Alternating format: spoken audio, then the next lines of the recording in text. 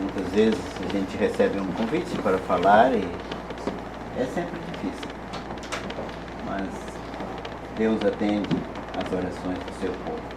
Então, como todos notaram, vai ser uma reunião mais comprida do que o normal. E vamos dividir a nossa reunião em 3 partes. Vamos indo assim, vendo conforme dá. Falar primeiro sobre a ordem que o Senhor Jesus Cristo deu aos seus discípulos quando ele subiu ao céu para pregar o Evangelho. E depois vamos olhar um pouquinho neste mapa do mundo, que está aqui do nosso lado,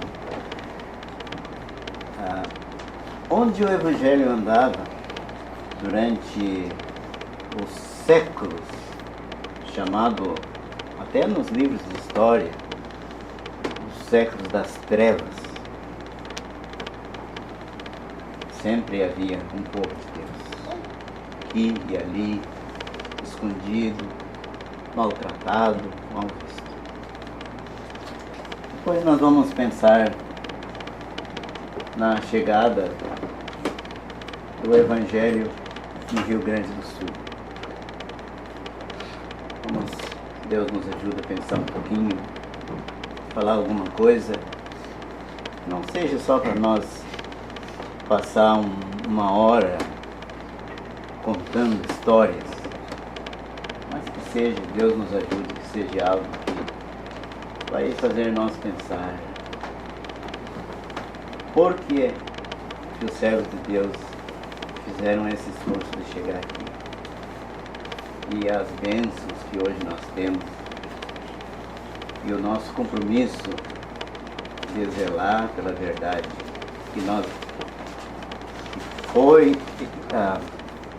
pela verdade que se encontra na palavra de Deus, essa verdade que nos foi explicada. Então, a nossa leitura primeira é no Evangelho de Mateus, capítulo 18.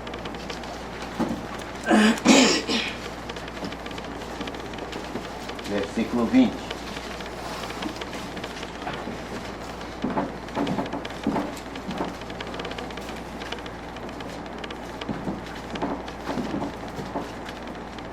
Mateus, capítulo 18, versículo 20.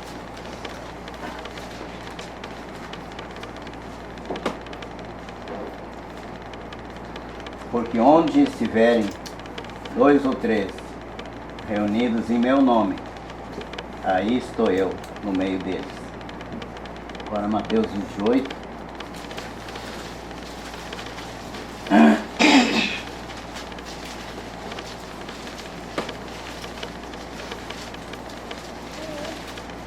E 18.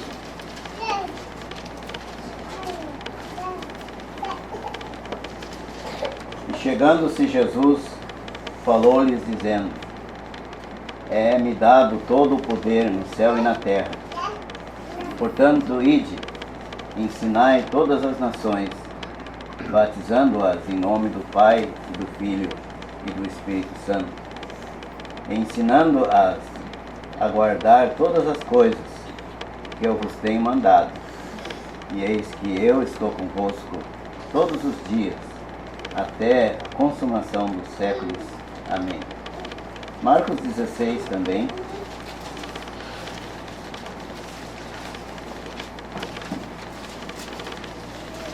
Marcos 16, versículo 15.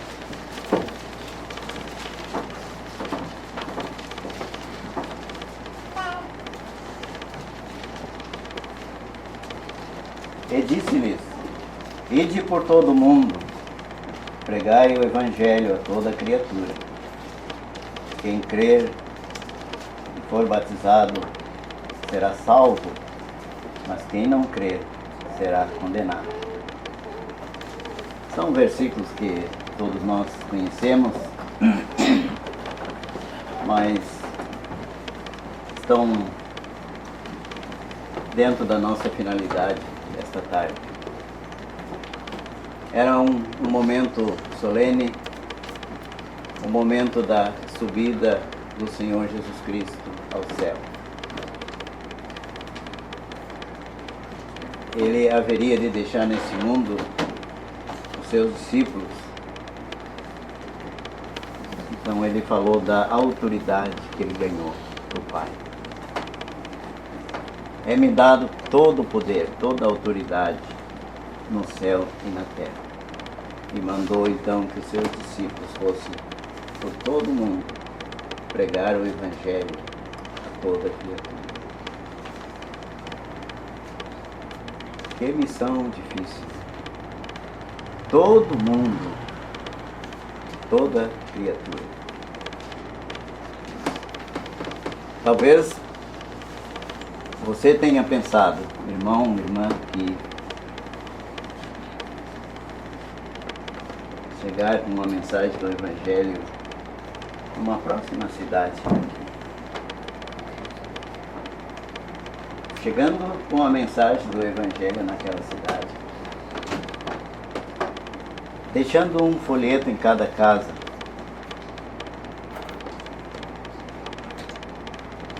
É muito importante. Mas em cada casa existem várias pessoas, cada família. E tantas vezes acontece que chegando um folheto, a primeira pessoa da casa que pega o folheto, se ela não gostar, aquele folheto não chega na mão do outro. Esse é o interesse do povo de Deus nesse sistema de vez em quando realizar séries de pregações no mesmo lugar, passar nas mesmas casas. Pode ser que aquele convite seja recebido por outro membro da família. Toda criatura. Já pensou na colônia, na serra, como atingir toda criatura nesses lugares?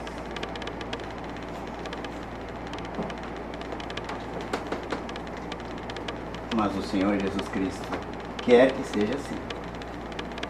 Deve ser o nosso empenho fazer o possível. Levar o Evangelho a toda criatura.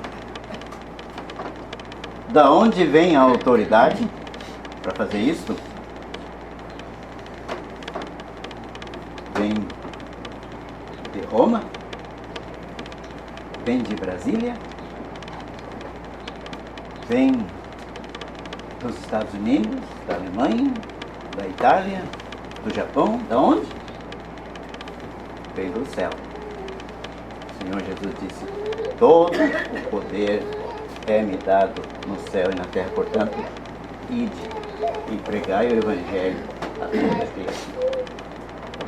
Como todos os crentes precisam ficar bem conscientes, foi o plano de Deus que cada igreja não se subordinasse a outras igrejas, não se subordinasse a um concílio, a uma convenção, a outros que lá numa capital iam resolver por nós o que os irmãos aqui deviam fazer na cidade de São Paulo. Não é assim. O Evangelho é de Deus, é do céu. O chefe da igreja está no céu. E cada crente dobrando o seu joelho, seja em particular na sua casa, seja nas reuniões de oração, todos juntos procuram a direção de Deus para agir e fazer que o Evangelho chegue a toda criatura. Então, essas duas passagens, Mateus e Marcos, elas precisam ser olhadas em conjunto. Como diz na nossa Bíblia, batizando todas as nações. Então há pessoas que têm confundido isso. Aí, isso em Mateus 28 diz, batizando todas as nações. Mas aí em Marcos diz, quem crer e for batizado será salvo. Então, vamos unir as duas passagens e aí nós vamos compreender. Não é para batizar todas as pessoas, é para batizar aqueles que creram em Cristo primeiro. Então, esse mundo que nós vivemos é um mundo com bastante confusão nessa parte. Mas nós não precisamos ficar em dúvida nenhuma. Cada crente, e mesmo as pessoas que não são salvas, que costumam se reunir aqui com o povo de Deus, você tenha a absoluta certeza que não foi a vontade do Senhor Jesus Cristo que simplesmente os pregadores do Evangelho chegassem convidando as pessoas para se batizar. E batizando, e batizando, e batizando, e batizando todo mundo.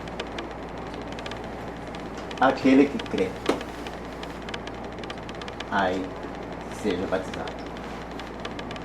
E foi essa experiência que muitos de nós tivemos já um dia. Alguns, você talvez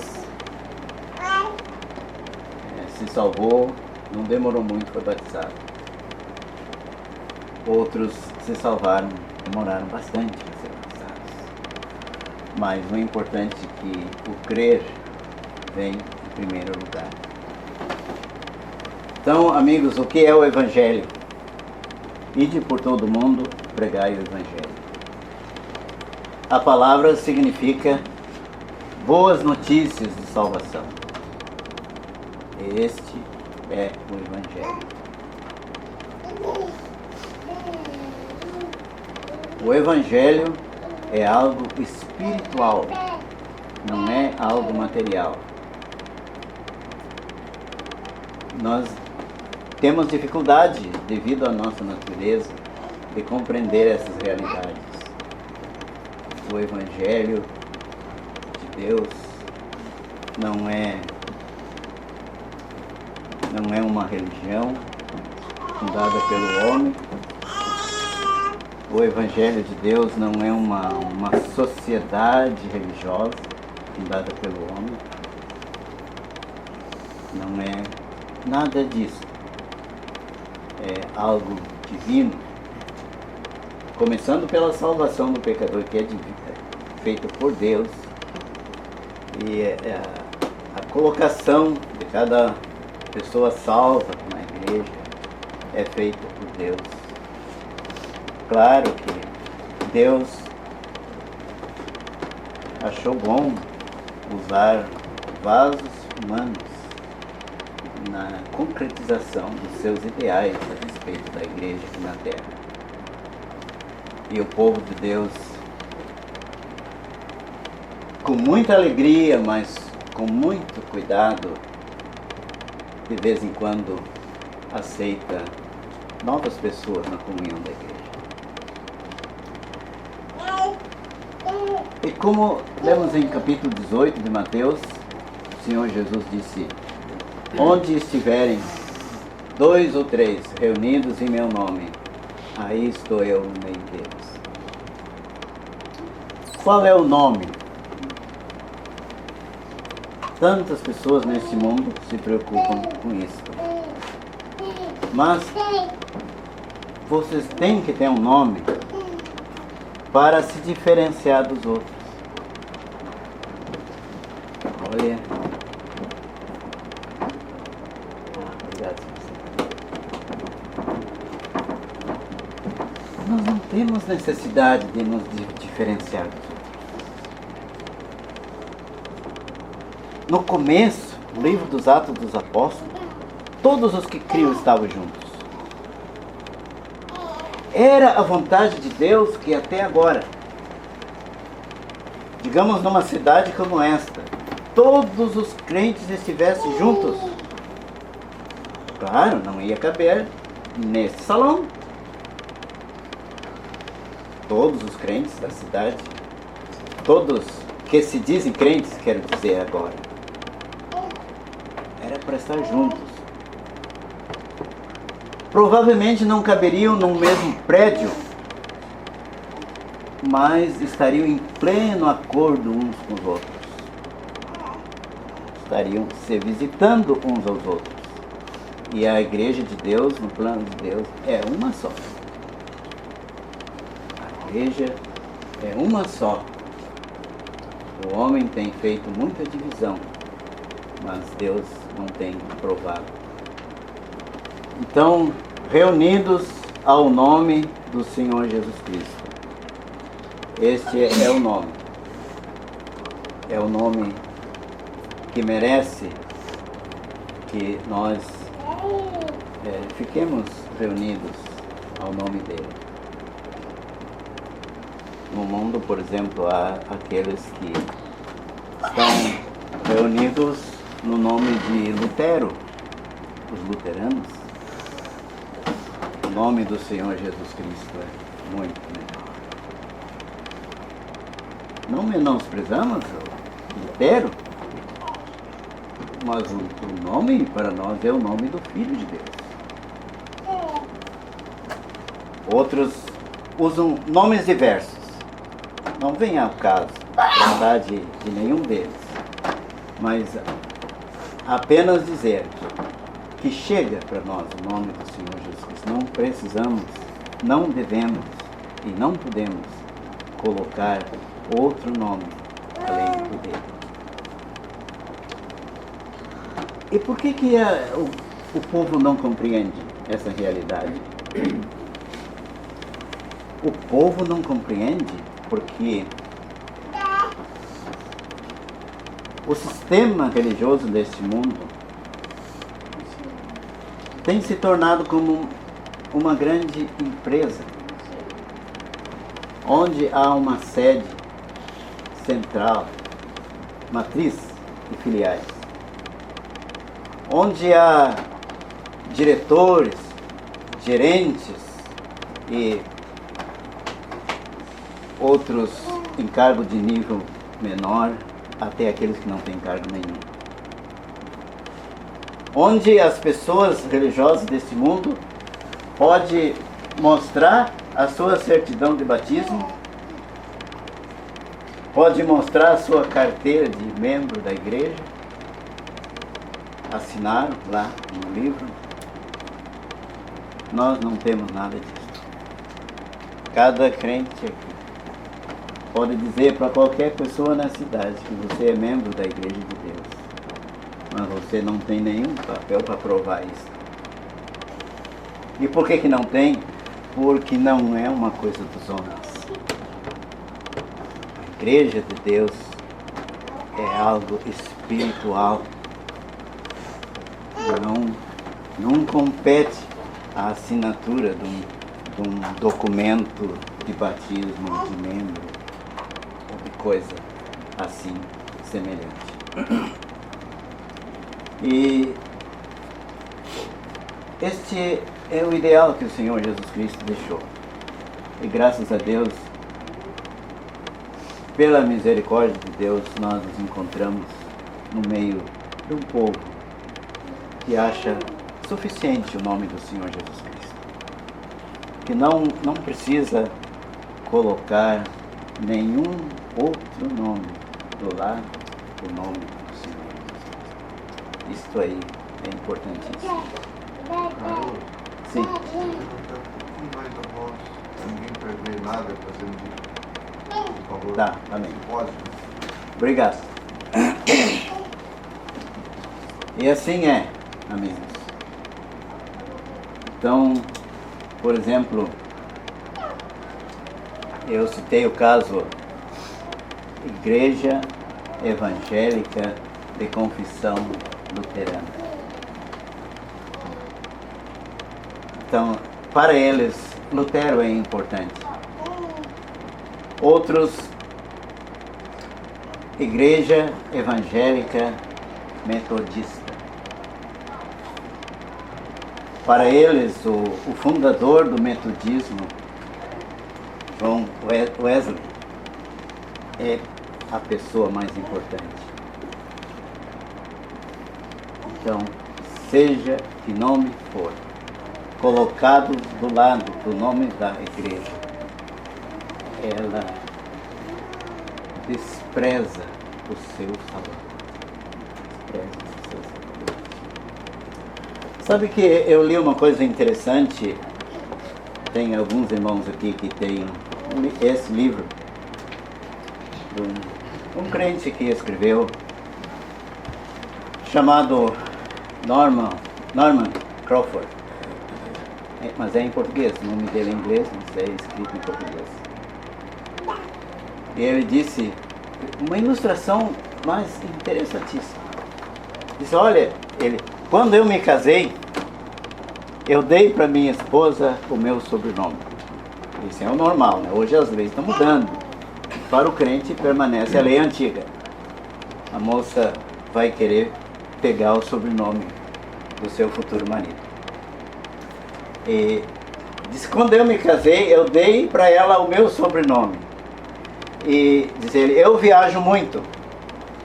E muitas vezes a minha esposa precisa resolver alguns negócios meus, ele disse, e o meu sobrenome é comprido. Então ele disse, o que vocês achariam se de repente ela dissesse, olha, mas é muito comprido o sobrenome dele, eu vou botar outro. Ele para mim é a mesma pessoa, mas é esse papel, eu vou assinar com um nome menor.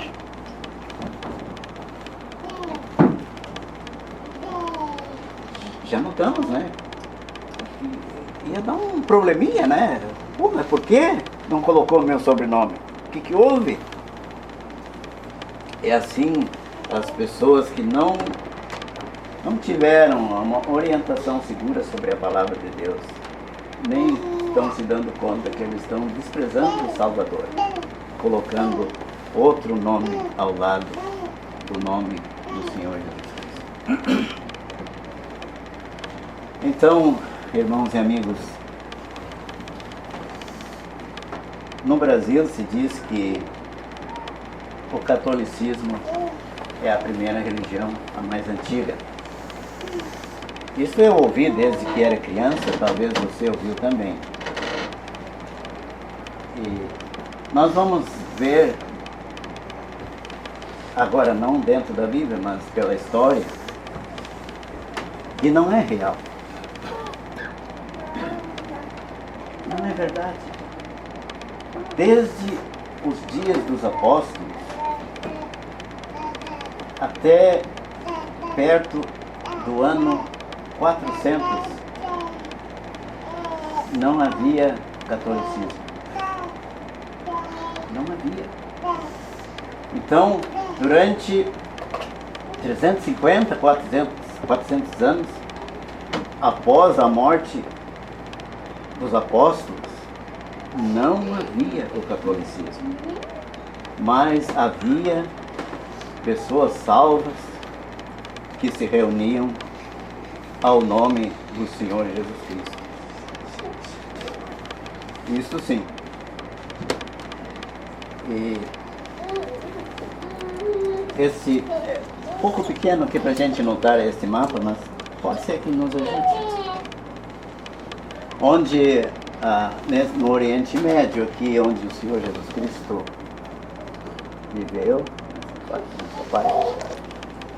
e, então, em roda aqui do Oriente Médio, e onde hoje é a Síria e a Turquia, e até ali onde é a Grécia, e também aqui no norte da África, havia igrejas de Deus, e durante esses anos em que não havia o catolicismo. Então, foi por volta desta época, pelo ano 350, 400, que o imperador de Roma percebeu uma maneira de dominar melhor, então ele se declarou cristão. Cristão não é salvo. Salvo é uma coisa, cristão é outra. Ele se declarou cristão. Então, no momento que ele se declarou cristão, ele também ficou como o chefe da igreja. E aí se formou esta igreja católica, que foi dividida já no começo em duas.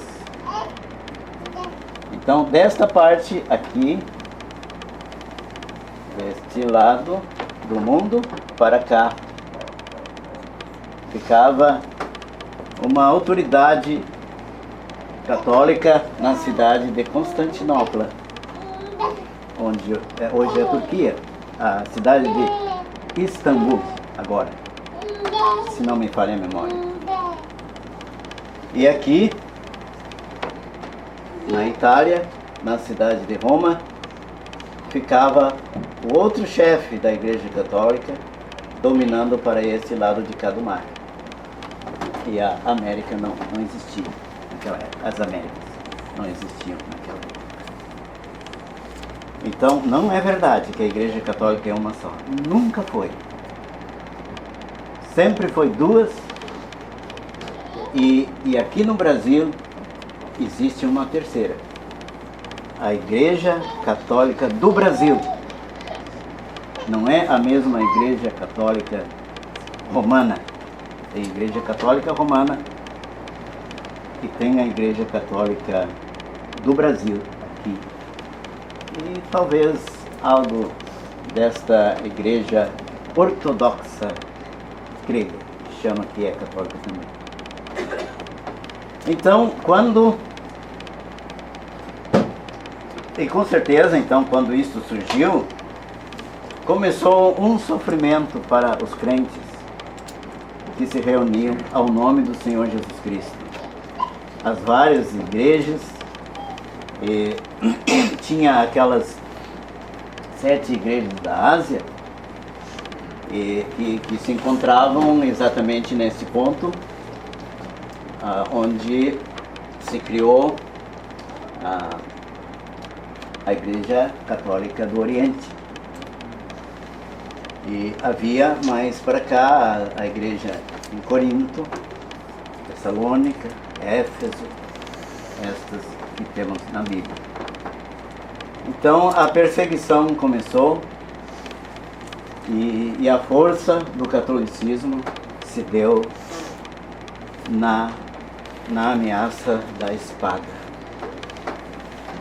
A ameaça da espada, pegando os pagãos, os povos que não eram cristãos.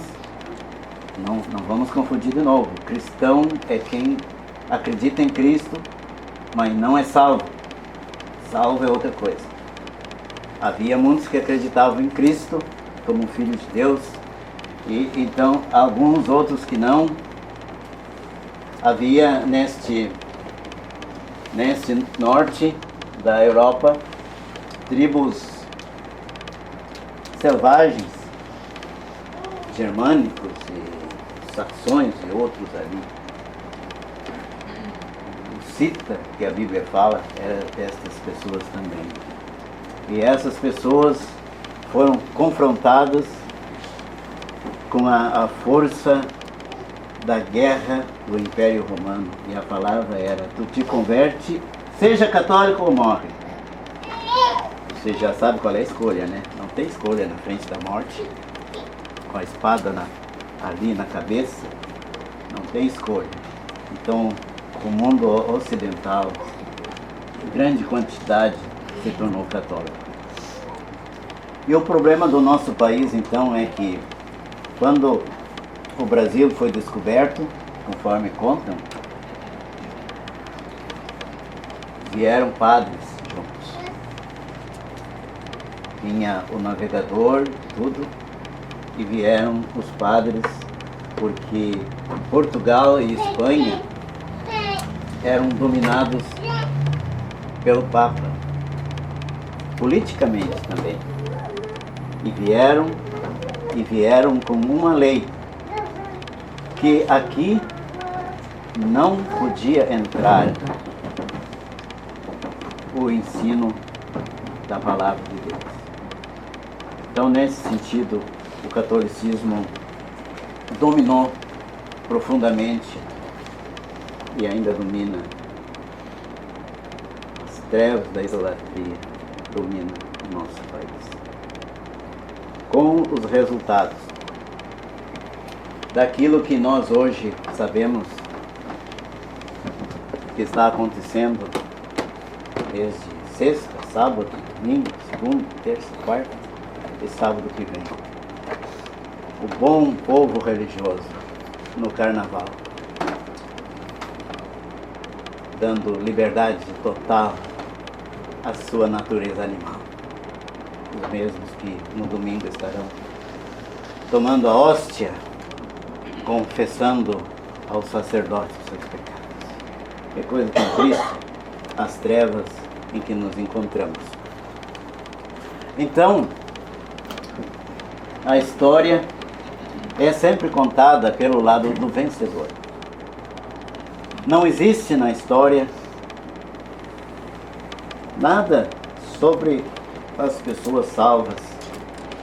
Desde este ano 400 até o ano 1500 e pouco, quando Lutero se revoltou contra o catolicismo. Não que Lutero pertencesse à igreja, ao povo de Deus, mas ele fez algo que foi importante até os dias de hoje. Está completando 500 anos esse ano que ele afixou as suas teses lá na igreja em Gutenberg, na Alemanha. Mas com a grande perseguição às igrejas aqui do norte da África, foram perseguidos pelos maometanos. E as igrejas aqui pela Grécia, por aqui, foram perseguidas e elas foram indo para cá, para cima. Crentes perseguidos e foram fugindo com destino à Alemanha, à Suíça, norte da França, a Holanda. E quando surgiu a Reforma Protestante, e Lutero tornou-se protegido de um dos príncipes da Alemanha, naquela época, ele queria obrigar que todas as pessoas fossem luteranas. Como eu disse, a história não conta, os livros de história não contam esse detalhe aí. Lutero apelou para a espada. E os verdadeiros crentes ou se batizavam de novo como luteranos ou morriam. Os desprezados nesse mundo, poucos espalhados. E mais uma vez a chance deles foi a migração. Eles então já estavam, como se algum pode ver, eles já estavam aqui quase no fim da Europa, fugindo. E a Alemanha, e Suíça, Suécia, Holanda atravessaram para a Inglaterra e a Escócia. Lá estavam longe de Roma e lá eles tinham um pouco mais de liberdade. Então, aí nós chegamos rapidamente pensando como os crentes iam fugindo, E aí nós estamos no ano de 1500, 1600. O nosso Brasil não existia com a população de agora. Existia com aquela população natural daqui. Então, à medida que o Evangelho foi correndo para estes lados do ocidente da Europa, chegou na Inglaterra, na Escócia e na Irlanda do Norte, não na Irlanda do Sul. Lá na Irlanda, chama-se a República da Irlanda, o catolicismo dominou e domina, como aqui no Brasil. O Papa estava muito bem estabelecido naquele local. E lá, ainda hoje, é tão difícil a evangelização no sul da Irlanda como a evangelização aqui no Brasil. Então, amigos, que o Evangelho, estando nesses lugares, não houve muita perseguição, porque o rei Henrique da Inglaterra, acho que era Henrique VIII, que chamava ele fez muitas coisas erradas, mas fez uma coisa certa. Ele rompeu com o Papa. Era a questão de que ele queria se divorciar e casar de novo. Era uma coisa errada, mas acabou nessa coisa certa aí, que ele rompeu as relações com Roma. E agora o Papa não mandava mais na Inglaterra. E assim houve liberdade. E exatamente nesse tempo, em 1500 e pouco, surgiu a tipografia, a imprensa. E pela primeira vez a palavra de Deus foi para as mãos do povo.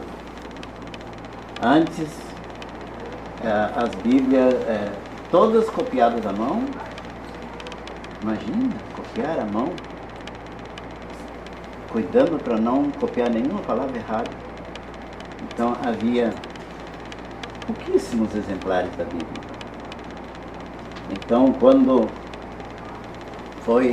Gutenberg inventou a imprensa, o primeiro livro que foi impresso foi a Bíblia. Coisa maravilhosa, né? Como Deus estava dirigindo aquilo. Foi impresso na Alemanha e logo houve outras edições da Bíblia na língua inglesa, e outras línguas também. Infelizmente não houve na língua portuguesa. Em Portugal,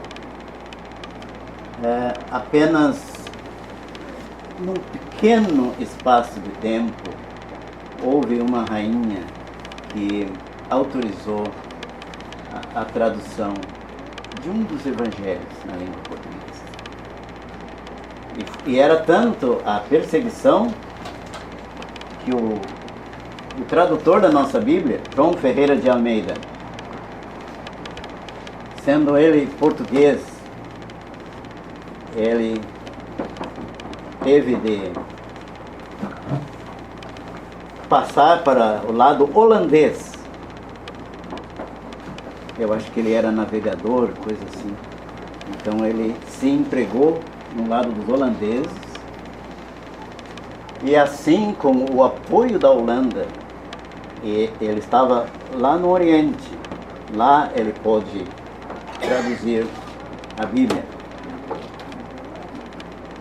É uma história grande sobre a tradução da Bíblia. Eu não tenho certeza agora, mas me parece que levaram 34 anos. Ele começou com 16 anos de idade, a tradução da Bíblia, e levou 34 anos para imprimir o Novo Testamento. E quando ele morreu com 64 anos de idade, faltava ainda do livro de Ezequiel em diante, e ele não tinha conseguido traduzir. Mas foi uma bênção de Deus, né? Ter a Bíblia na nossa língua, embora que o rei de Portugal não gostava, mas Deus tinha como transferir este tradutor para um outro país, e lá ele traduziu essa palavra que hoje temos nas nossas mãos. Então a tradução da Bíblia foi importante, e o rompimento do rei da Inglaterra com o Papa foi muito importante também. Houve liberdade e houve conhecimento das Sagradas Escrituras. Então há muita coisa na história, mas sempre temos que nos lembrar se eram pessoas salvas ou se não eram. Para mim, o Lutero não era uma pessoa salva.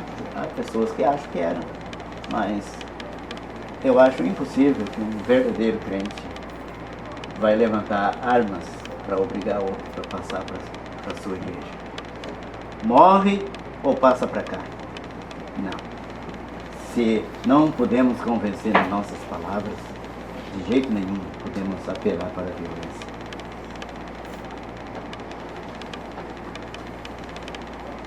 Então, amigos, com essa facilidade, o Evangelho se desenvolveu bastante no reino da Rainha Elizabeth da Inglaterra. Não essa Elizabeth de agora, a outra. Esta está no governo desde o ano de 1952. Já está bem idosa, mas tinha outra com esse mesmo nome. E a grande liberdade trouxe a facilidade que o Evangelho fosse pregado. Aí nós temos de correr agora alguns séculos para chegar sobre a história do Brasil.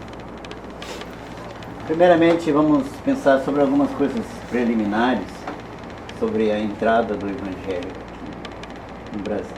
O Evangelho, assim, num sentido, não no sentido exato como nós conhecemos de pessoas salvas, mas a Bíblia sendo trazida e vendida e explicada por alguns.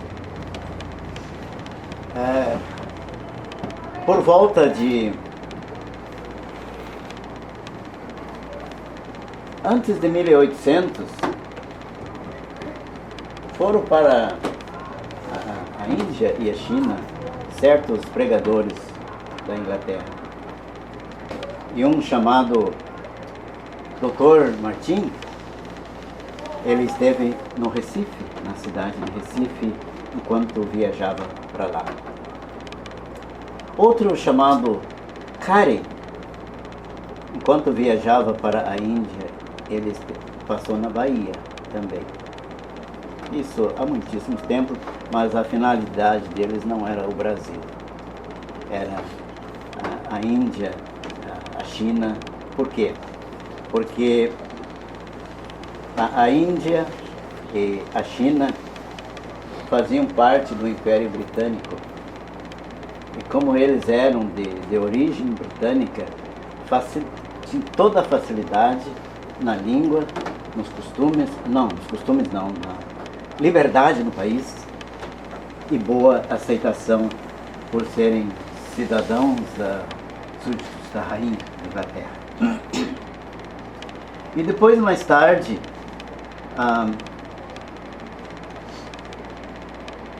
vários, até dos verdadeiros crentes, foram pregar o Evangelho para vários países na África.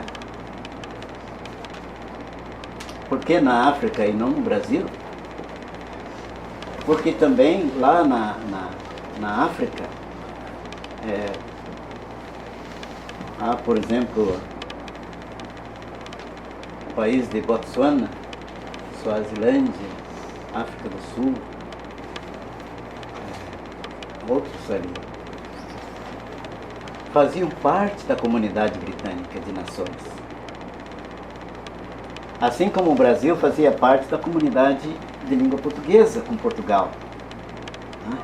Então aqueles países, alguns países da África, que tinham sido colonizados pelos ingleses,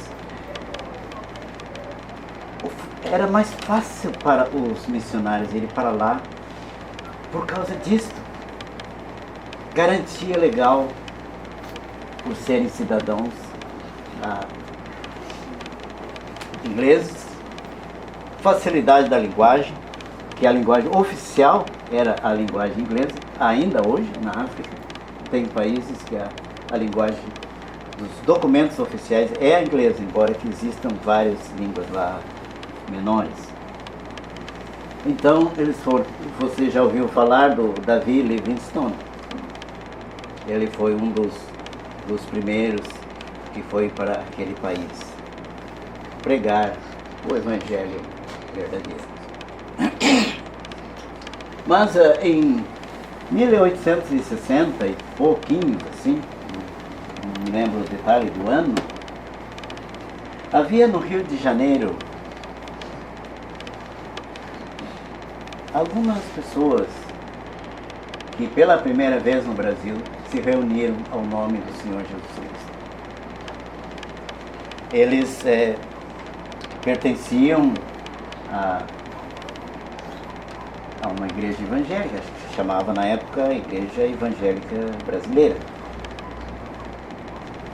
Mas eles tinham sido salvos através da influência de um homem que a princípio vendia Bíblias no Brasil, era de origem inglesa, britânica,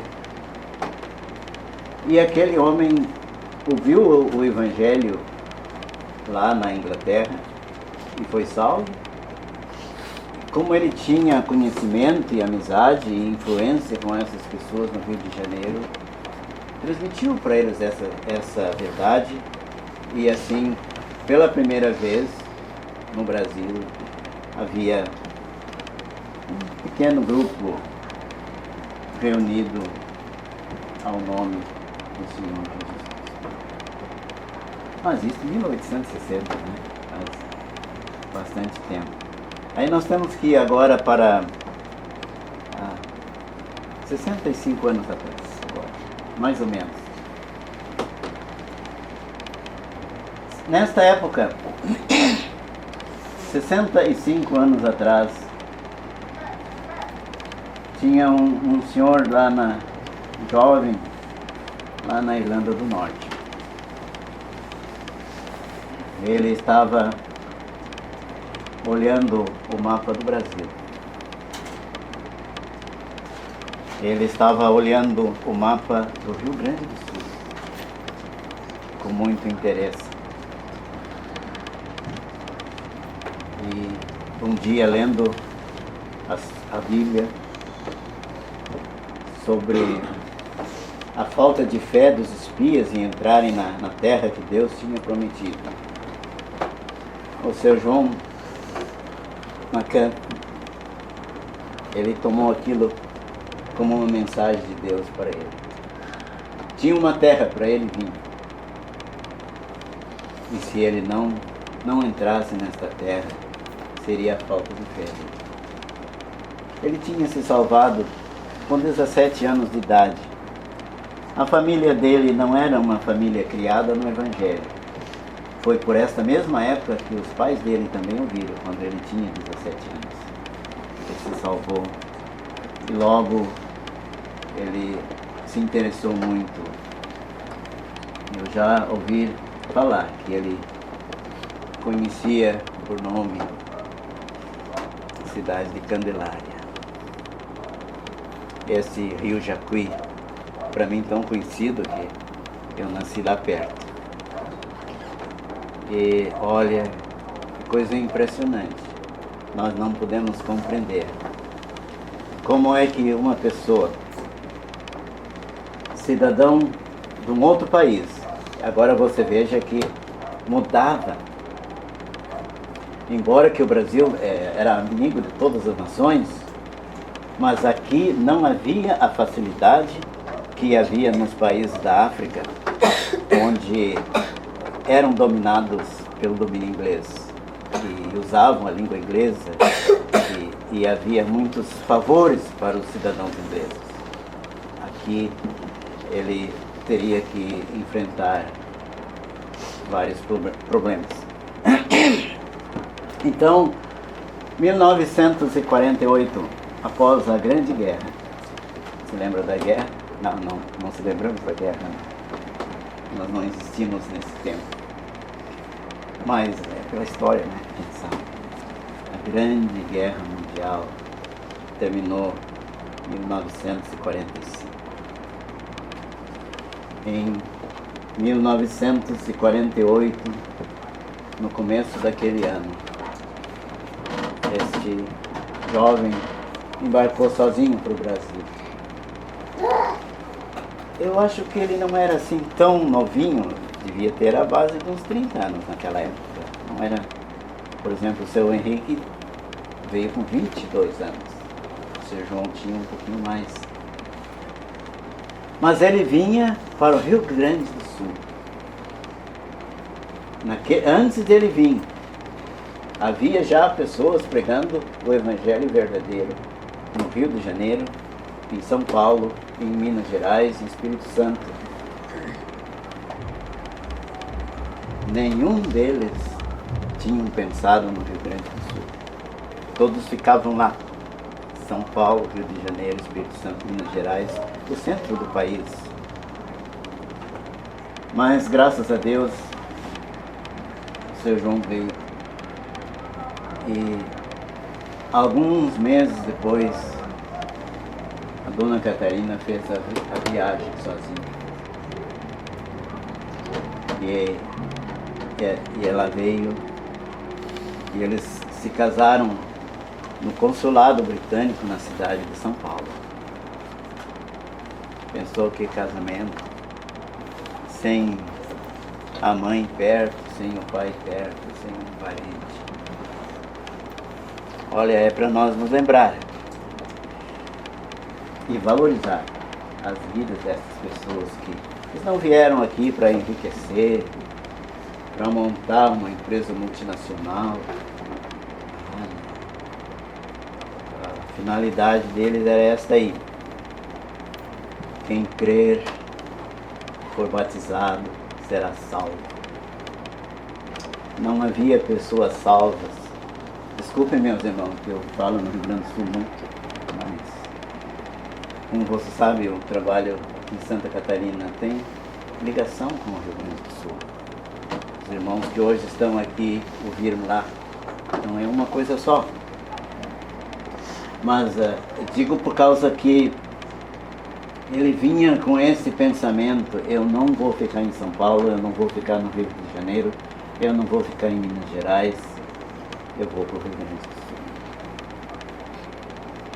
Sul. 2 anos depois da sua chegada, e ele morava em Minas Gerais, nessa época, já tinha a sua filhinha, a dona Helena, e vieram para o Rio Grande do Sul. Ele tinha estado na cidade de Cruz Alta. Ele tinha estado na cidade de Cruz Alta. Está procurando esse metro aqui. Olha a cidade de Cruz Alta, no Rio Grande do Sul. Aqui nós estamos, ó, Sombrio. Aqui eu moro, Camaquã. Aqui é Porto Alegre. A cidade de Cruz Alta, lá. Eu lembro que ele me contou uma vez. Provavelmente que a viagem de São Paulo era por uma estrada mais no interior dos nossos estados, né? Indo pelo Paraná, Santa Catarina, e Rio Grande do Sul, chegando lá na cidade de Cruz Alta, um importante centro ferroviário, como Santa Maria e outros. E lá ele se interessou e tinha condições de comprar uma casa que ele encontrou lá. Mas por algum motivo ele não realizou o negócio. Não realizou. Então ele veio para Caxias do Sul. Aqui, né? Ele veio para Caxias do Sul em 1950. Veio para Caxias do Sul e estava lá. E o trabalho dele tinha dois sentidos: pregação do Evangelho e a venda de Bíblias. Ele trabalhava nesses dois sentidos. Não podemos imaginar o que é uma pessoa sozinha. Claro, é o casal, né? Mas um casal sozinho, num mundo estranho, apresentando a Bíblia, que nem era conhecida pela população e nem era permitida pelos padres. E assim acontecia que muitas vezes ele vendia as Bíblias e os padres iam atrás, pedia a Bíblia para quem comprou. Me devolve a Bíblia para queimar. Isso aconteceu e eles sofreram bastante. Passados 2 anos, aí esse jovem de 22 anos veio da Irlanda para ajudar o seu João, seu Henrique. Pensou 22 anos, pessoa com um objetivo na vida de servir a Deus num país tão distante. Ele veio. O primeiro lugar onde ele chegou no Brasil foi em Salvador, na Bahia.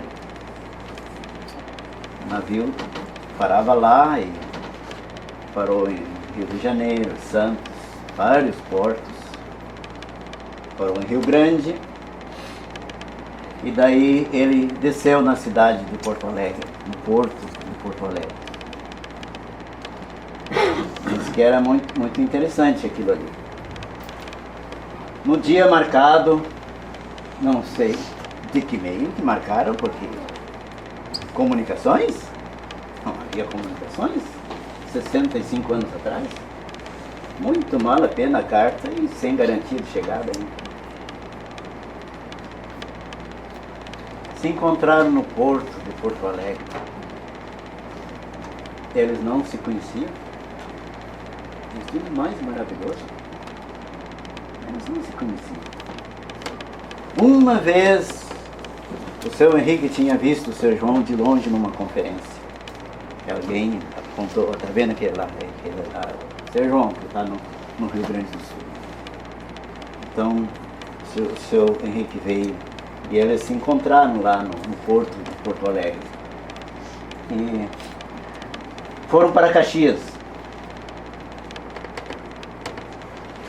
Trabalharam bastante, mas não conseguiram ver uma continuação de pregações de pessoas salvas, a não ser uma pessoa que eles conheceram lá, que anos depois essa pessoa se mudou para Porto Alegre e foi o primeiro que se salvou em Porto Alegre, essa pessoa em 1956. Mas um dia, lá na cidade de Caxias do Sul, tinha alguém lá, Caxias do Sul, que conhecia Osório, o litoral.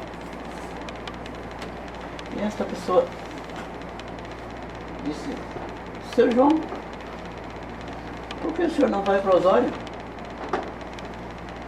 Não era uma pessoa salva. Mas Deus pode usar o ímpio para o bem do seu trabalho. Seu João não conhecia Osório, nem sabia falar direito. Aí nossos 2 irmãos fizeram a viagem Caxias para Porto Alegre. E aí de Porto Alegre era uma viagem de barco pela lagoa, pela parte norte aqui da Lagoa dos Patos, até Palmares do Sul. Lá de Palmares do Sul, um trem até a cidade de Osório. Em velho dos nossos tempos da Freeway agora, né? que dificuldades? Por que tantas dificuldades desses homens? O que eles queriam?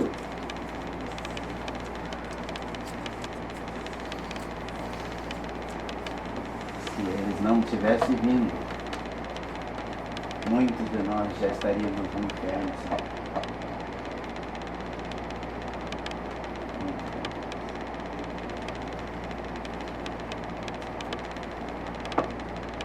Você compreende isso? Por exemplo, você olha para mim hoje, eu estou com 63 anos. Mas a minha vida não foi estragada no pecado, Deus me salvou quando eu era criança. Mas a pessoa que estraga a sua vida no pecado, muitas vezes não dura 60 anos.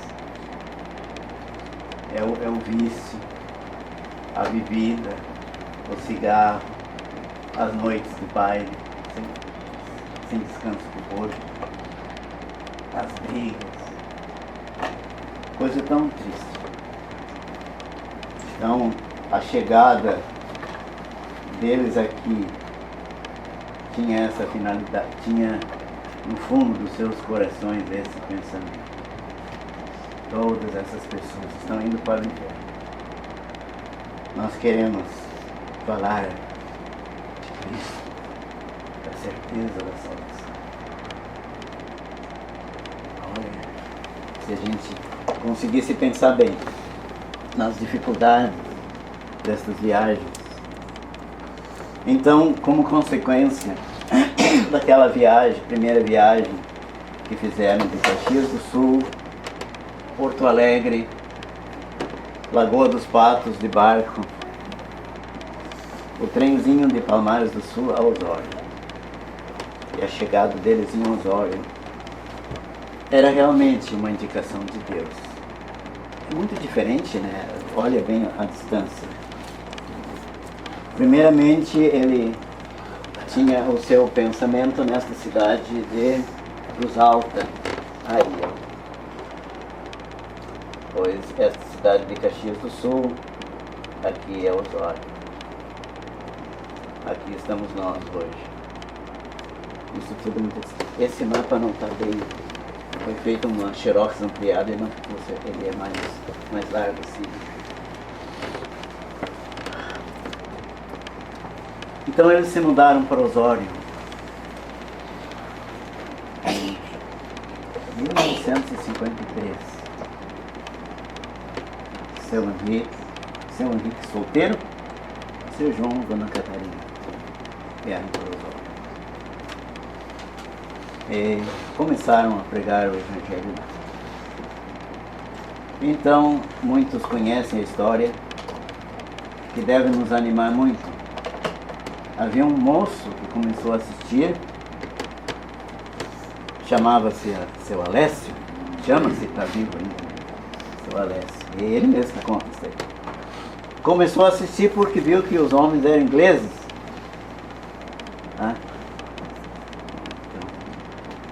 Mas eu devo voltar para dizer uma coisa. Tem pessoas que não gostam muito, às vezes, de falar no inglês. Por que foram os ingleses que disseram o Evangelho e não os portugueses? Porque os portugueses estavam com um contrato assinado com o Papa de não permitir que o Evangelho entrasse no Brasil. Como é que Deus ia nos salvar se os descobridores do Brasil e os vizinhos mais perto, que eram os espanhóis, não admitiu a Bíblia? Deus usou pessoas dessa outra nacionalidade para trazer. Então o seu Alessio pensou, mas agora a minha chance. Ele era jovem, com 22, 23 anos também, da idade de São Henrique. Agora eu vou aprender inglês. Vou aprender inglês e vou para os Estados Unidos fazer a minha vida. Interesse no Evangelho? Ele mesmo disse, não tinha. Mas estava vindo nas reuniões. Olha, ele deve nos animar. Às vezes, olha, a pessoa está vindo, não tem interesse. Mas olha, Deus, é a palavra de Deus pura sendo anunciada, uma hora penetra o coração. Esse desejoso de aprender inglês, até hoje ele não aprendeu. Sabe muitas palavras, mas falar ele não sabe mesmo. Mas ele se salvou em seguida.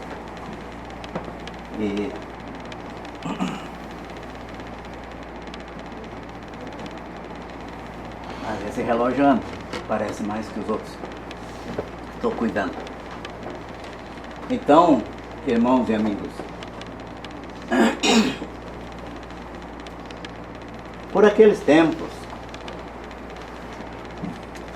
o Sr. João precisou viajar para a terra dele. Eles ficavam 5 anos sem viajar para lá. E convenhamos, né? Saudades dos familiares, dos irmãos em Cristo, talvez outras necessidades também. 5 anos. E o Sr. Henrique ficou em Osório e foi fazer umas pregações em Palmares do Sul. Palmares do Sul é na beira da Lagoa dos Patos. Talvez alguns aqui não conhecem, não é só questão de conhecer, de saber no mapa pelo menos o tamanho e coisa. E é lugar de plantação de arroz. Então, quando naquelas pregações, várias pessoas que iam para a colheita do arroz, era assim lá, não sei se aqui também em Santa Catarina planta muito arroz ou não, que quando na colheita não havia maquinário e alguém levava um caminhão cheio de homens com foices de mão para cortar arroz. 20, 30, 50 homens ficavam lá mal alojados e só voltavam para casa no fim da safra, um mês depois, não sei quanto tempo. Então muitas daquelas pessoas ouviram o Evangelho. E entre eles estava o irmão do falecido José Cipriano. A maioria de nós aqui conhecemos o seu José Cipriano. Estava lá e no tempo depois, quando o seu Henrique também viajou para fora, e parece que por alguns meses não estava nenhum dos dois no Brasil, nem ele, nem o seu João, e alguém esteve em Osório procurando o seu Henrique. E aí ele ficou sabendo que era esse homem, irmão do seu José Cipriano da Rosa. Quando o seu Henrique voltou, foi visitar o homem. Morava entre Maquiné e Itati. E aquilo ali foi um começo muito maravilhoso. A cidade de Palmares do Sul é a fonte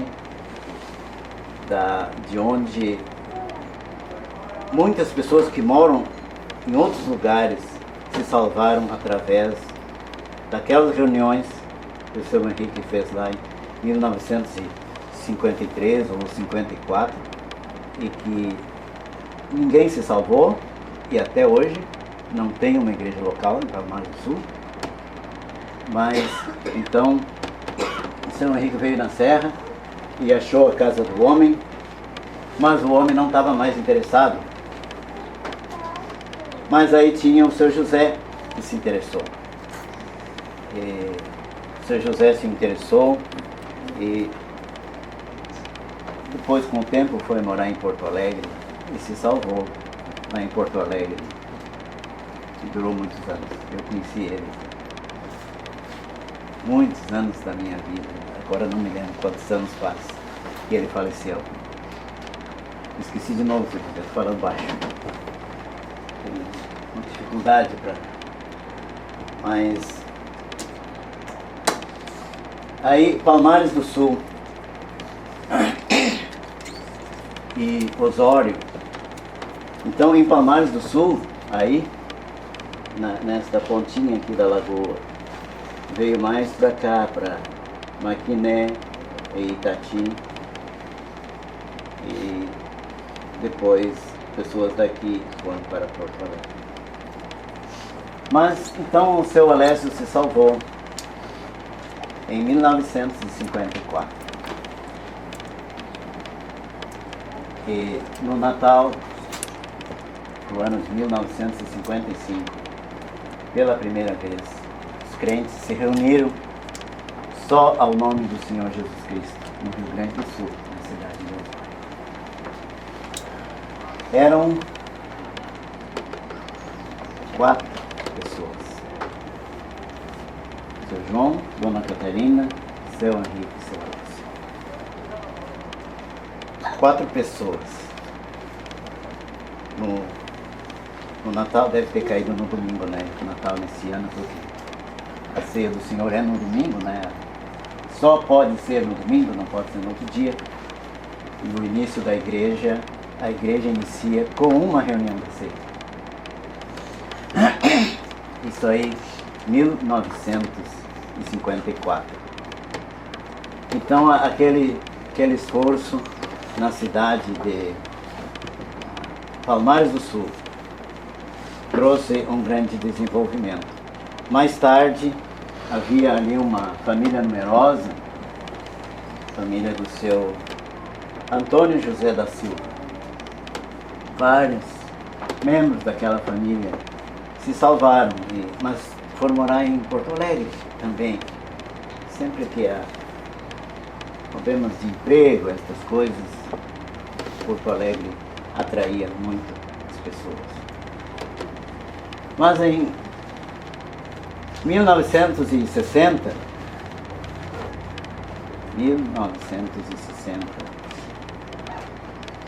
foi o ano do início da igreja em Porto Alegre.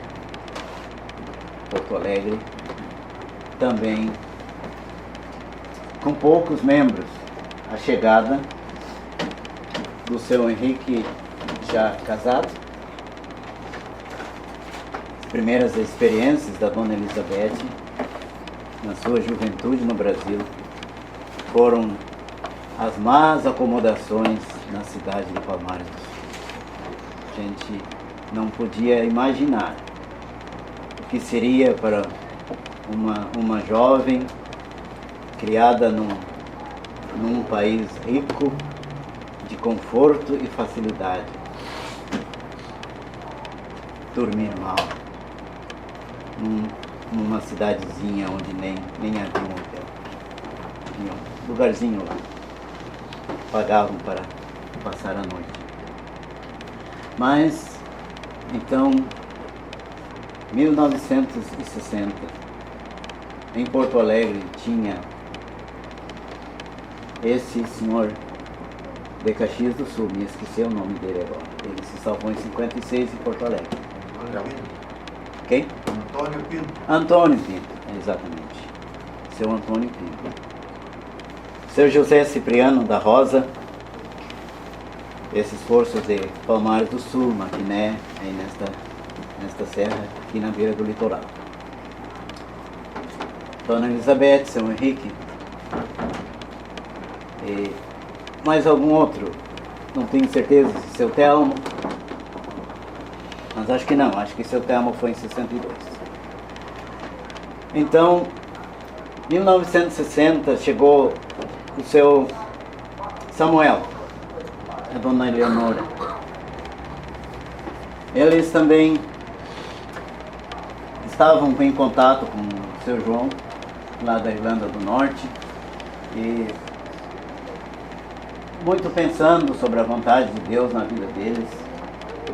Eles já eram casados vários anos e tinham pelo menos 2 filhos já. Enfim, vieram. Ela nos seus 30 anos de idade, ele nos seus 35 anos de idade. Vieram e trabalharam muito na cidade de Osório, nesse litoral. Naqueles tempos eles trabalharam, Osório já havia o começo, Tramandaí até Torres, Itati, bastante. todas essas localidades. Embora que naqueles primeiros anos, nem em Itati houve progresso na pregação do Evangelho. Então, esse irmão faleceu em 1987. Ficou marcado nas nossas vidas a morte de seu Wilfredo e seu Samuel. 7 dias de diferença um do outro. Seu Samuel está sepultado na cidade de Osório. Foi o desejo dele que na vinda do Senhor Jesus Cristo, ele suba daqui junto com os crentes do Rio Grande do Sul.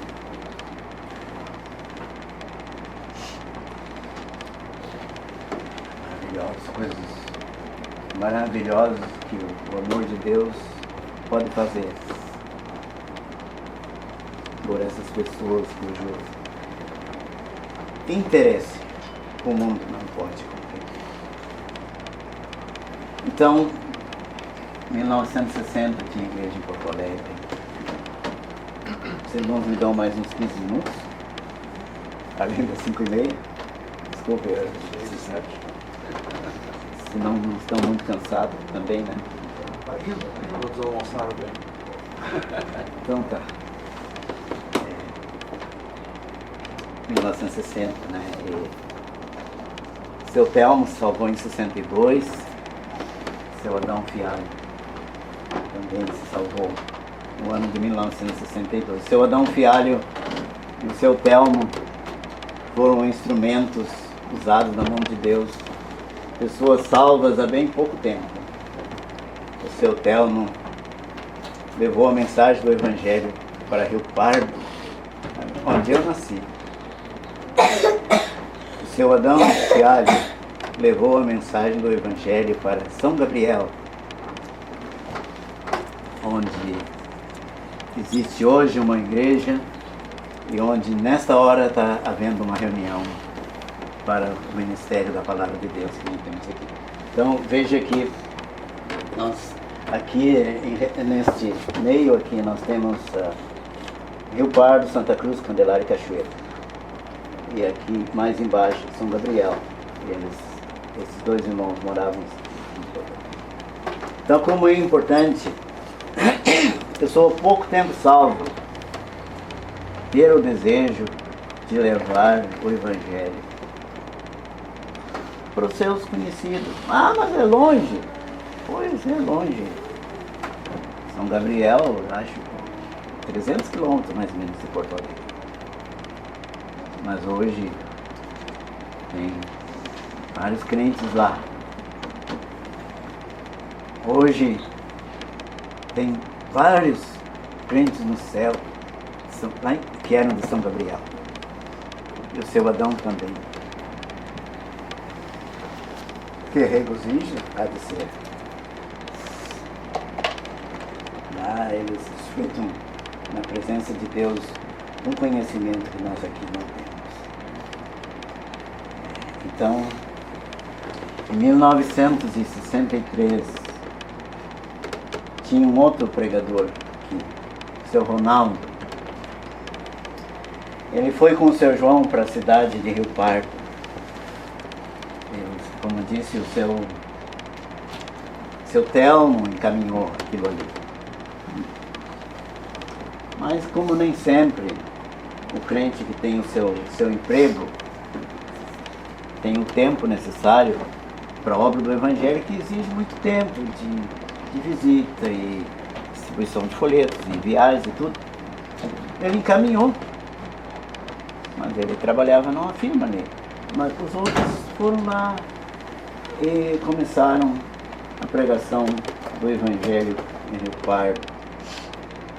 Então, no começo, se salvou uma senhora chamada Dona Celina. Ela morava com a mãe dela, era solteira. E ela durou muitos anos. Foi sempre solteira, ela nunca se casou. Era uma pessoa fiel a Deus, muito útil lá. Se salvaram naquele tempo também o seu Otávio, a Dona Nelly. todos esses já partiram para as moradas eternas. Então, eu devo dizer que não foi em 63 que começou lá. Foram pregar um pouco antes. 1963 começou a igreja em Rio Pardo.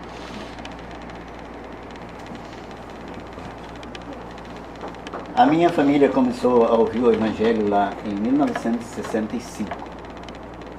Então, quando começou, eu acho que era um tempo que o pai morava no interior, ele morava lá na cidade. Bom, 1900. Então, nós estamos em 1963, tem três igrejas. Um dia dizer, 3 igrejas, 20 pessoas talvez, entre as 3. E o que aconteceu? Em 63, a primeira conferência em Porto Alegre, conferência com 20 poucas pessoas. Maravilha. Maravilha o ânimo desses irmãos, pregadores do Evangelho, para logo de começo encaminhar os crentes no sistema certo, que eles conheciam, da Palavra de Deus. E você sabe que as conferências são ocasiões, para mim, com duas importâncias. Uma, que normalmente a gente ouve alguma palavra nova que a gente não sabia. Aprende alguma coisa. Nem que seja uma coisa só, a gente aprende, cada conferência. E outra, a amizade com os crentes que a gente desfruta naqueles momentos de folga. Cada vez conhece mais um e se vê o interesse de todos no trabalho de Deus. Então, isso 1963 faz, quem é bom de conta já fez a conta, né? 55 anos. 55 anos que houve a primeira conferência em Porto Alegre. Então, a partir deste ano, houve um ano de muito fruto na obra de Deus, o ano de 1966. 1966. Daí o seu José, que pode me afirmar. Seu José se salvou em 1966. Seu Valdir também, se não me falha a memória. Seu Antônio Lopes. Eu me salvei em 66. Meu pai, minha mãe, vários crentes em Capivari se salvaram em 66. Porto Alegre não sei, mas olha, foi um ano da bênção de Deus. Não aquilo que o mundo festejaria como multidões, mas alguns salvos aqui nessas 4 localidades: Osório, Porto Alegre, Rio Pardo, talvez já havia trabalho em Itati nesse começo também. Então, 1966, este ano muito importante. E foram chegando outros irmãos para pregar o Evangelho à medida que os anos foram passando. Logo o seu Ronaldo se mudou para São Paulo. Ele era bem jovem também. Menos de 30 anos, com certeza. Ele se mudou para São Paulo e o seu João continuou trabalhando ali neste Rio Pardo, Santa Cruz, Candelária, Cachoeira. E lá embaixo, Caçapava do Sul. Antes do ano setembro. Seu João trabalhava toda esta região aqui, numa época de estradas precárias, numa época sem comunicação. Então, nesta época, antes de 1970, ele não viu o resultado em Cachoeiro do Sul, ele não viu o resultado em Caçapava do Sul. Houve um pequeno resultado. Ele não viu o resultado em Santa Cruz do Sul. Pequeno resultado em Rio Pardo, outro em Candelária. A igreja em Candelária, se eu não me engano, começou no ano de 69. 1969.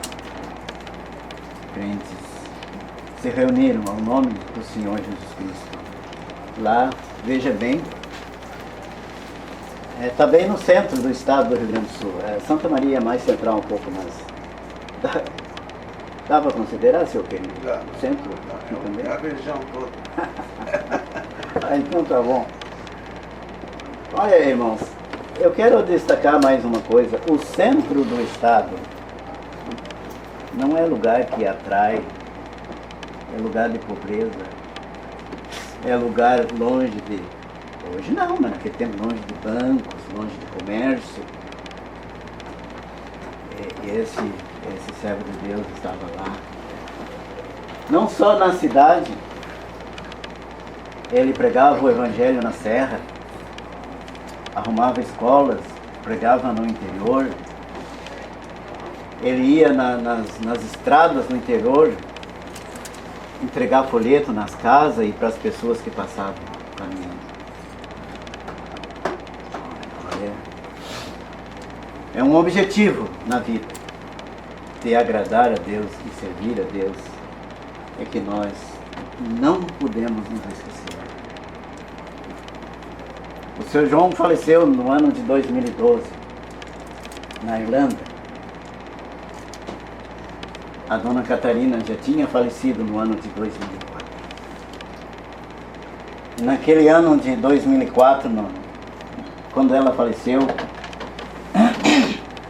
os crentes mandaram uma mensagem. Os crentes vou dizer do Brasil, né? O Brasil é nós aqui, né? Rio Grande do Sul e Santa Catarina, no meu pensamento nesse momento. Mandaram uma mensagem para ser lida no enterro dela. E mais tarde eu soube que a dona Helena, a filha, se admirou muito.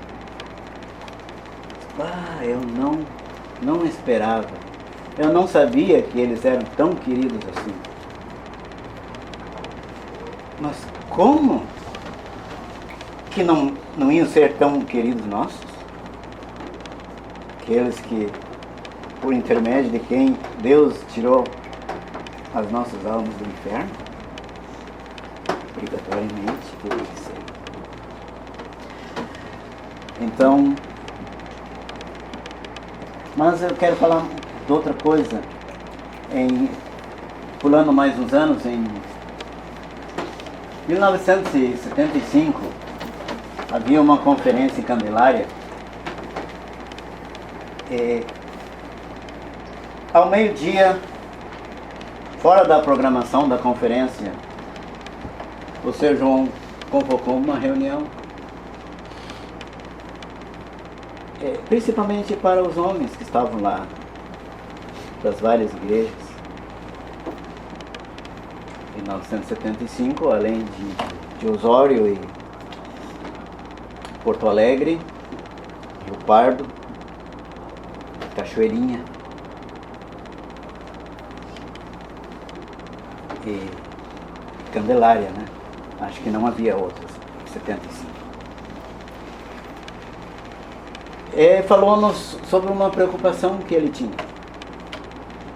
Fazia 25 anos que o Evangelho estava sendo pregado no Brasil. Assim que ele costumava dizer, no Brasil. Sempre ele dizia assim, não dizia no Rio Grande do Sul. Acho que a visão dele era esta, né?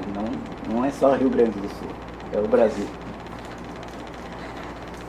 E não havia, aqui do Brasil,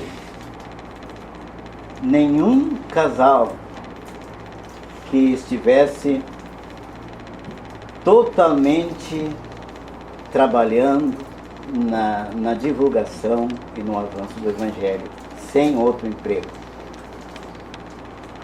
Qual era a preocupação deles? A preocupação deles era o seguinte: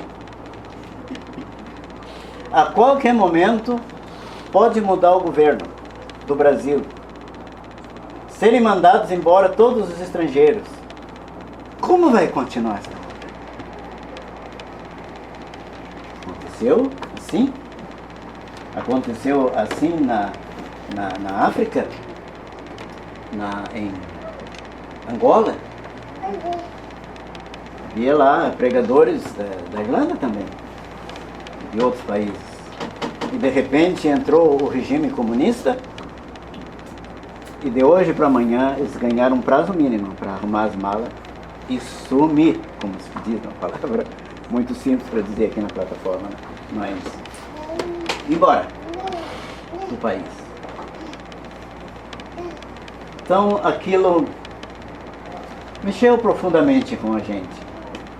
E ele manifestou aquela preocupação, leu, não me lembro que passagem da Bíblia, e explicou, e deu exemplo, e ele estava realmente preocupado.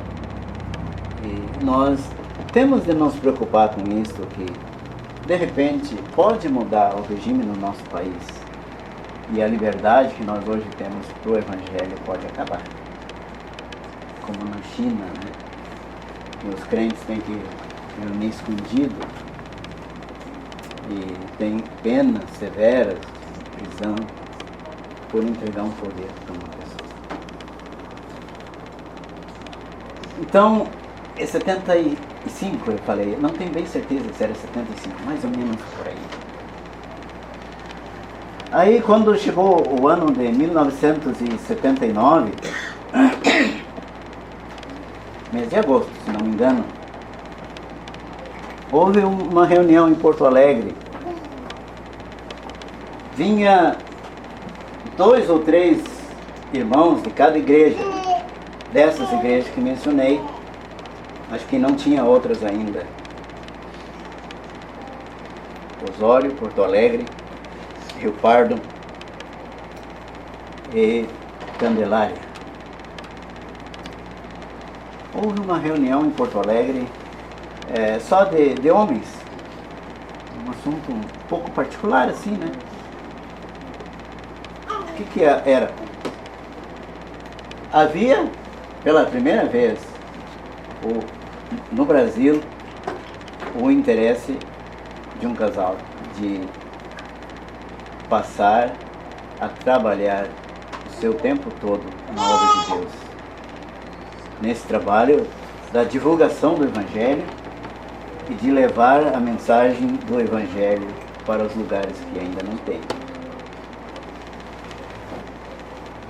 Como era uma novidade, foi feita essa reunião e esses irmãos estavam presentes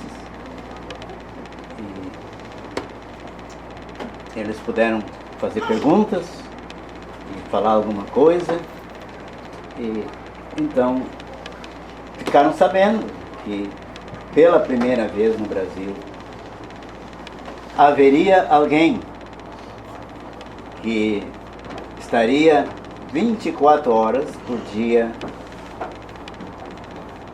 ao dispor da obra do Evangelho, sem outro compromisso de emprego. E que, portanto, se as igrejas achassem bom, alguma vez ajudar nas despesas deles, era a oportunidade, e daquele momento em diante estavam sabendo daquilo que é bíblico, que as igrejas possam ajudar esses que não estão trabalhando. Não é só que não estão trabalhando, eles deixaram empregos, eles deixaram carreira profissional e não vão dedicar o seu tempo à obra de Deus porque estão desempregados, mas porque tem um objetivo na vida semelhante ao objetivo do seu João e da dona Catarina, do seu Samuel, da dona Eleonora, do seu Henrique, da dona Elizabeth, que graças a Deus estão com nós ainda. Então aquilo era uma novidade. E sabe, vale a pena os crentes procurar se informar destas coisas. Não é um sistema mundano assim, que eu preciso disso, eu preciso daquilo. Não. Os servos de Deus se queixam muito na presença de Deus. Na presença dos seus irmãos, eles mantêm a mesma aparência todos os dias, sem dar qualquer sentimento de que tenham passado por alguma necessidade. Ah, mas alguém vai dizer, não, mas não passo necessidade. Uma vez tinha um irmão nosso, ele até já faleceu, infelizmente, faleceu muito novo. E ele disse, olha, eu vou trabalhar para Deus, ficar à disposição de Deus, do trabalho dele, às 24 horas do meu dia. E alguém disse para ele, mas o senhor tinha coragem de ver um filho desmaiado de fome nos seus braços? Aí ele disse, não, isso Deus não vai permitir. E essa pessoa disse, eu já passei por isso. Trabalhando na obra de Deus, uma semana, cada vez com menos alimento, até que as crianças ficaram tão fracas, não tinha mais nada em casa, nem uma farinha. E a mãe estava com o filho desmaiado no braço. Isso é servir a Deus. Isso é servir a Deus, meus irmãos. Deus prova. Muitos acham que, não, mas não chega nesse ponto. Olha lá. E aí aquele irmão ficou muito admirado. Não, mas eu pensei que não podia. Não podia, mas olha, fulano de tal é um crente bem de vida, podia ajudar. O servo de Deus não é empregado do seu irmão. Não mesmo.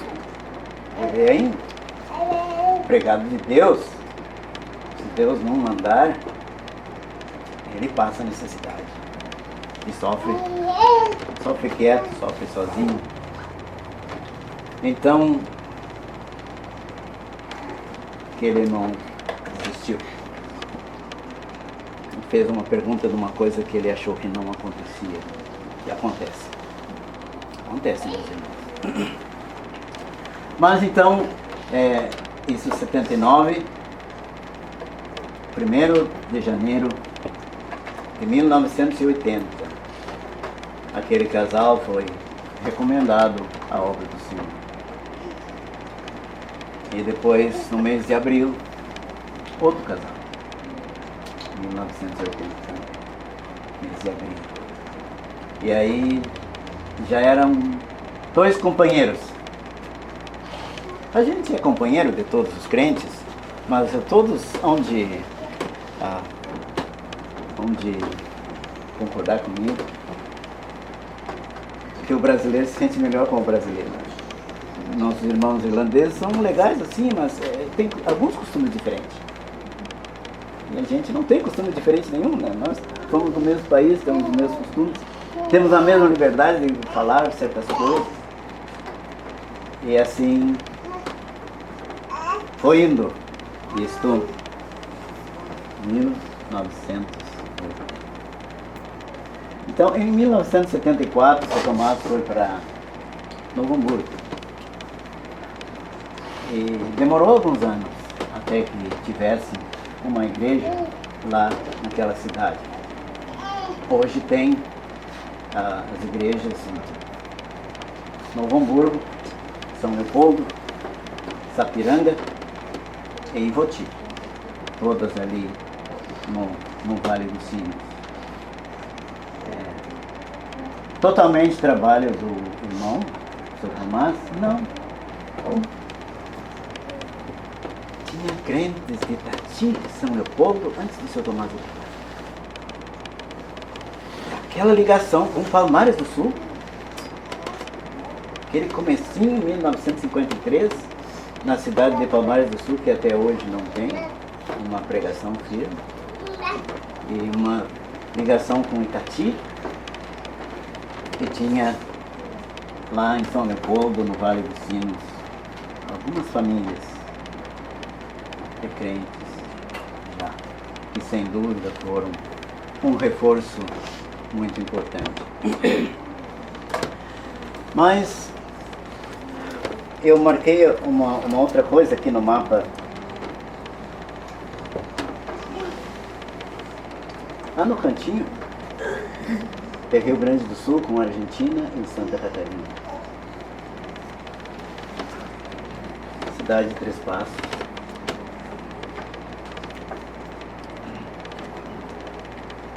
Bem no começo, em 1960, de alguma maneira, que eu não sei qual foi, os pregadores entraram em contato com certas pessoas na cidade de Três Passos que se confessavam salvos. Eles tinham ligação, porque são muitas pessoas de origem alemã. Não é próprio na reunião estar se falando de origem, né, e coisa assim, pode às vezes ser mal compreendido. Mas é a realidade, né? E através daquela origem e contatos com antepassados que vieram da Alemanha, que eram crentes, salvos. Assim como eu não sei se todos sabem aqui, já ouviram falar bastante de George Miller, da Inglaterra, né, dos orfanatos. O George Miller era alemão, ele não era inglês. Então havia, como pensamos no começo, né, crentes na Alemanha antes de haver crentes na Inglaterra. Então o Sr. João, o Sr. Henrique e outros irmãos visitaram lá estes crentes várias vezes, fizeram muitas visitas, houve muitas oportunidades, mas chegou um momento e aqueles lá de Três Passos não quiseram mais que São Henrique e Sr. João fosse. Meu Carlos, deixa só fazer uma ressalva, Pois não? uma ressalva. E é nesse inteirinho eu me situo. Né? Pois não? Não foi Três Passos, foi lá numa cidadezinha lá no Colônia chamada Miraguaí. Miraguaí. Sim. Pertence de Miraguaí, mas a localidade em si é Água Fria e pertence ao município de Miraguaí. Ali existia esse grupo de pessoas que se estabeleceram. Então, em Três Passos não existia nada naquela época. Tá, muito bem. É muito importante, se eu queria, mas é que para nós aqui, olhando esse mini mapa, a gente não tem como diferenciar. A região. Ali eu já estou no... O senhor me situo ali agora. O senhor está tranquilo. Então, irmão, chegou a esse ponto. O senhor concorda? Chegou uma vez que eles não quiseram mais a visita do Sr. João. Eu sei. Então, não quiseram mais. Os homens não foram mais, né? Como é que vão forçar uma coisa? Se achavam bem e... Não vem ao caso a gente entrar em detalhes, que também nem sei detalhes sobre isso. Mas, para aí, passou-se uns anos, alguns deles se mudaram para o Vale dos Sinos. Lá no Vale dos Sinos estava o São Tomás, o Sr. Henrique pertinho. E aí, novas conversas, talvez não com as mesmas pessoas até, com outros, daquela mesma comunidade. E como resultado, hoje, várias daquelas pessoas estão na igreja em Estância Velha, em Sapiranga, e anos mais tarde, o próprio seu Greg foi morar em Três Passos e trabalhar em Três Passos e Miraguaí e outras cidades daquela região. Então, passou-se esse tempo e a persistência dos servos de Deus é algo muito notável. Houve também um trabalho literatura. Os crentes são muito interessados em distribuir folhetos toda parte. Durante esses 60 anos ou mais, é impossível calcular a quantia de folhetos que foram impressos e distribuídos. Não só nessas localidades onde existe crentes reunidos ao nome do Senhor Jesus Cristo, mas em muitos outros lugares também. E de certo, nós esperamos com alegria que no dia da vinda do Senhor Jesus Cristo, nós vamos encontrar do nosso lado alguém que nós não sabia que era salvo, que recebeu um folheto. Porque os folhetos que nós, os crentes, usam, são mais bem explicados do que muitas pregações que nós fazemos. Os que escreveram conseguem colocar em poucas linhas a mensagem do Evangelho com uma clareza que não deixa em dúvida. Uma pessoa lá no interior, lá numa rodoviária, que recebe um folheto e que guardar e que lê várias vezes aquele folheto, e que for conferir na Bíblia, olha, eu espero que nós vamos ter surpresas boas naquele dia de ver que esse trabalho que os crentes têm feito não é um trabalho difícil. Todos que entregam folhetos já viram pessoas recusar, pessoas xingar, não só recusar, mas um ou outro pode aproveitar para a glória de Deus.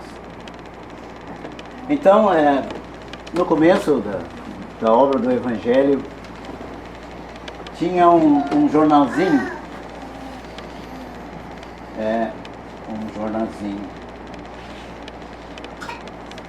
que vinha de São Paulo,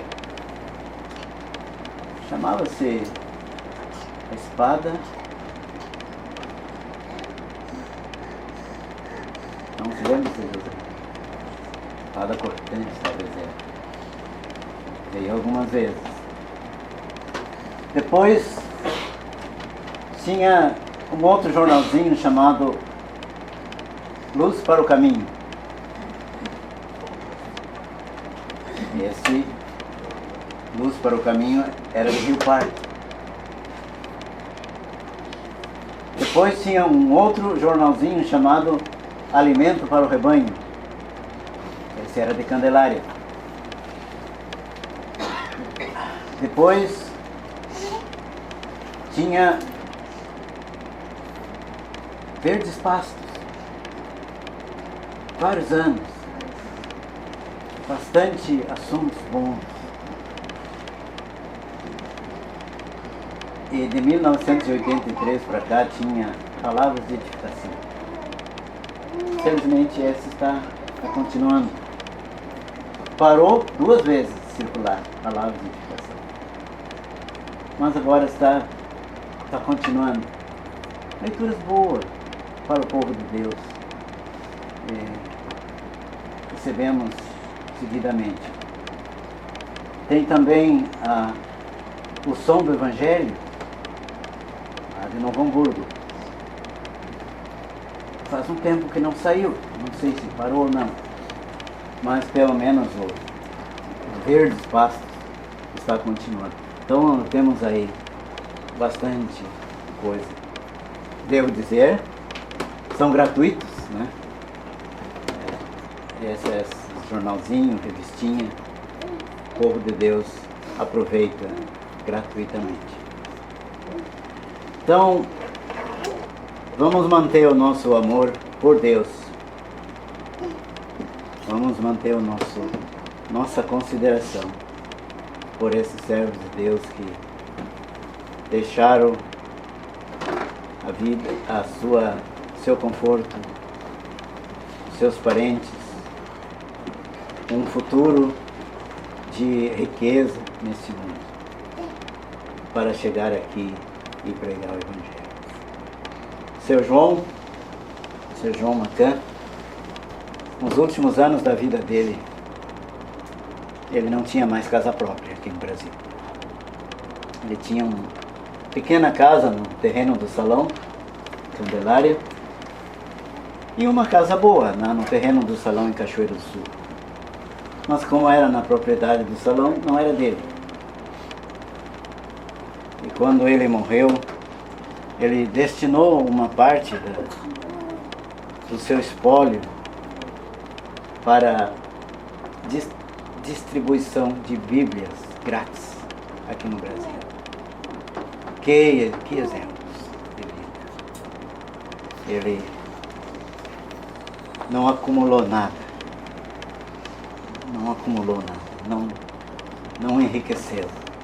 E assim outros também. A finalidade dos servos de Deus não é enriquecer. É tentar levar a mensagem de salvação. Salvar aqueles que estão indo para o inferno. Nós nos encontramos com eles todos os dias e olhamos no rosto daquelas pessoas e pensamos, mas essa pessoa não está salva. Seu fim é terrível. Então, que Deus nos ajude. Eu peço desculpa, eu não queria passar da minha hora, mas se não cansou muito demais todos. Então, hoje tem várias igrejas, mas quero dizer uma última coisa então. A igreja de Sombrio foi a última igreja, desde 2007. Não surgiu mais nenhuma outra igreja. Os dias são maus, são difíceis, mas os pecadores estão indo para o inferno. Se não surge mais uma igreja, mas se uma alma se salva. Eu sinto profundamente isso. Nós estamos morando 16 anos na cidade de Camaquã. Apenas uma pessoa se salvou e já partiu para o céu. E sentimos muitas vezes que será possível que a nossa ida para aquele lugar era só por causa daquele homem, que está cumprido nosso trabalho lá. Não sei. Nós temos de olhar para Deus e saber o nosso objetivo não é ganhar dinheiro, nem enriquecer, nem nada disso aí, nem ter conforto.